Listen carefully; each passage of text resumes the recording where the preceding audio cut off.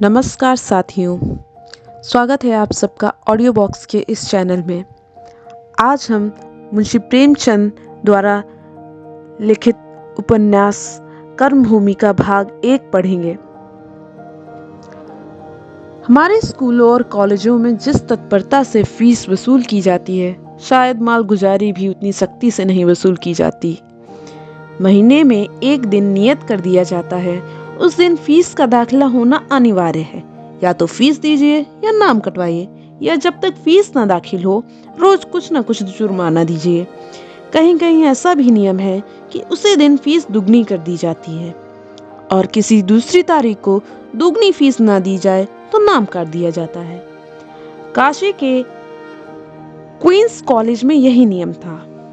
7वीं तारीख को फीस ना दो तो 21वीं तारीख को दुगनी फीस देनी पड़ती थी या नाम कट जाता था।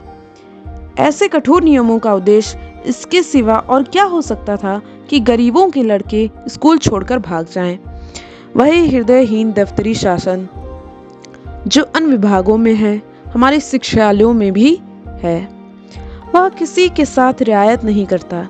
चाहे जहां से लाओ, कर्ज लो, गहने गिरवी रखो, लोटा थाली बेचो, चोरी करो, मगर फीस जरूर दो, नहीं दूनी फीस देनी पड़ेगी या नाम कट जाएगा। जमीन और जायदाद के कर वसूल करने में भी कुछ रियायत की जाती है। हमारे शिक्षालयों में नरमी को घुसने ही नहीं दिया जाता। वहाँ स्थायी रूप से मार्शल लॉ का व्यवहार होता है। कचहरी में पैसे का राज है, हमारे स्कूलों में भी पैसे का ही राज है। उससे कहीं कठोर, कहीं निर्दय। देर में आइए तो जुर्माना, ना आइए तो जुर्माना, सबक ना याद हो तो जुर्माना, किताबें ना खरीदे सकिए तो जुर्माना, कोई अपराध हो जाए तो जुर्माना। शिक्षालय क्या है, जुर्मानालय है। यही हमारी पश्चिमी शिक्षा का आदर्श है, जिसकी तारीफों के पुल बांधे जाते हैं। यदि ऐसे शिक्षालयों से पैसे पर जान देने वाले, पैसे के लिए गरीबों का गला काटने वाले, पैसे के लिए अपनी आत्मा बेच देने वाले छात्र निकलते हैं तो आश्चर्य क्या है। आज वही वसूली की तारीख है।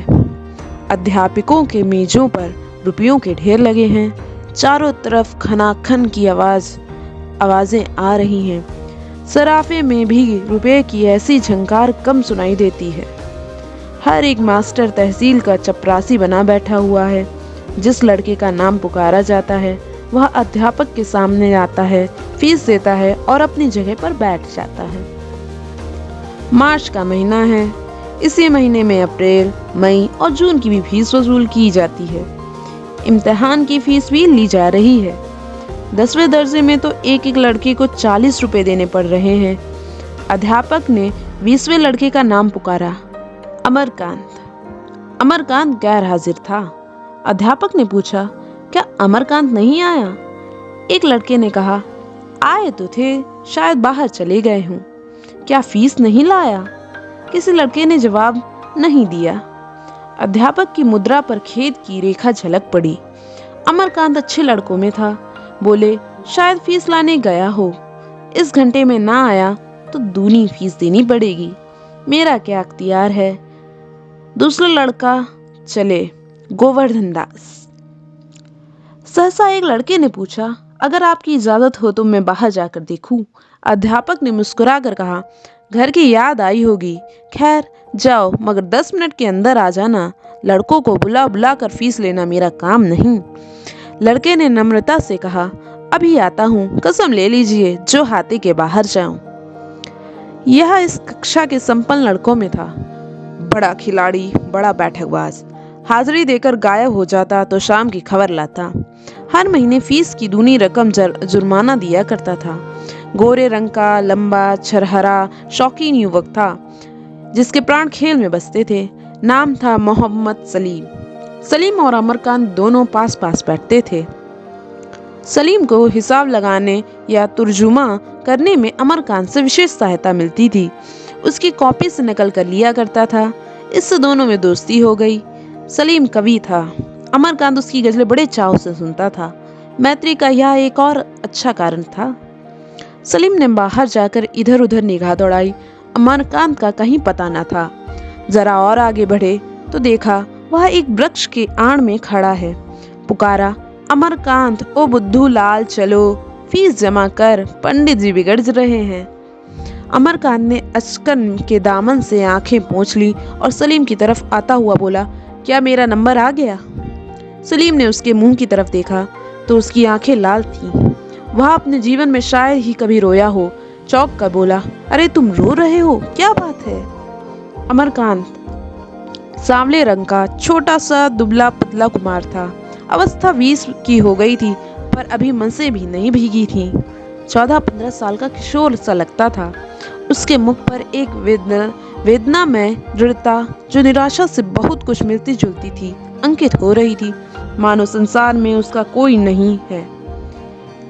इसके साथ ही उसकी मुद्रा पर कुछ ऐसी प्रतिभा, कुछ ऐसी मानसिकता थी कि एक बार उसे देखकर फिर भूल जाना कठिन था। उसने मुस्कुराकर कहा, कुछ नहीं जी, रोता कौन है? आप रोते हैं, और कौन रोता है? सच बताओ, क्या हुआ? अमरकांत की आंखें फिर भर आईं। लाख यत्न करने पर भी आंसू ना रुके। सलीम समझ गया। उसका हाथ पकड़ बोला, क्या फीस के लिए रो रहे हो? भले आदमी, मुझसे क्यों ना कह दिया? तुम मुझे भी गैर समझते हो क्या? कसम खुदा की, बड़े नालायक आदमी हो। ऐसे आदमी को गोली मार देनी चाहिए। दोस्तों से भी यह गैरियत? चलो क्लास में, मैं फीस देता हूँ। जरा सी बात के लिए घंटे भर से रो रहे हो। वह तो कहो मैं आ गया, नहीं तो आज जनाब का नाम ही कट गया होता। अमरकांत को तसल्ली तो हुई, पर अनुग्रह के बोझ से उसकी गर्दन दब गई। बोला, पंडित जी आज मान ना जाएंगे।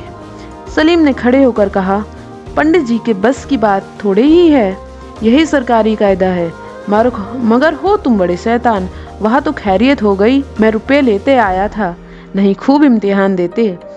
देखो आज एक ताजा गजल कही है, पीठ सहला देना। आपको मेरी वफा याद आई, आपको मेरी वफा याद आई, खैर है आज यह क्या याद आई।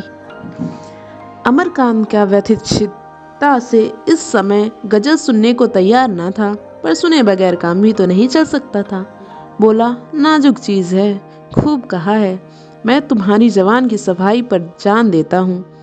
सलीम ने कहा, यही तो खास बात है।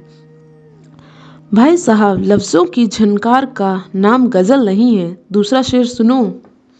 फिर मेरे सीने में एक हुक उठी, फिर मेरे सीने में एक हुक उठी, फिर मुझे तेरी अदा याद आई। अमरकांत ने फिर तारीफ की, लाजवाब चीज है, कैसे तुम्हें ऐसे शेर सूझ जाते हैं? सलीम हंसा, उसी तरह जैसे तुम्हें हिसाब और मजमून सूझ जाते हैं, जैसे एसोसिएशन में स्पीच दे लेते हो। आओ पान खाते चले। दोनों दोस्तों ने पान खाए और स्कूल की तरफ चले। अमरकांत ने कहा, पंडित जी बड़ी डांट बताएंगे, फीस ही तो लेंगे, और जो पूछे अब तक कहाँ थे, कह देना फीस लाना भूल गया था। मुझसे ना कहते बनेगा, मैं साफ साफ कह दूंगा। तो तुम पिटोगे भी मेरे हाथ से। संध्या समय जब छुट्टी हुई तो दोनों मित्र घर चले। अमरकांत ने कहा, तुमने आज मुझ पर जो एहसान किया है। सलीम ने उसके मुंह पर हाथ रखकर कहा, बस खबरदार, जो मुंह से एक आवाज भी निकाली, कभी भूल कर भी इसका जिक्र ना करना। आज जलसे में आओगे? मजमून क्या है मुझे तो याद नहीं। अजी, वही पश्चिमी सभ्यता है। तो मुझे 2-4 पॉइंट बता दो, नहीं तो मैं वहाँ कहूँगा क्या? बताना क्या है, पश्चिमी सभ्यता की बुराई हम सब जानते हैं, वही बयान कर देना। तुम जानते हो, मुझे तो एक भी नहीं मालूम। एक तो यह तालीम ही है, जहाँ देखो वहीं दुकानदारी, अदालत की दुकान, इल्म की दुकान, सेहत की दुकान। इस एक पॉइंट पर बहुत कुछ कहा जा सकता है। अच्छी बात है, आऊँगा। यहाँ पर भाग 1 खत्म होता है। नमस्कार।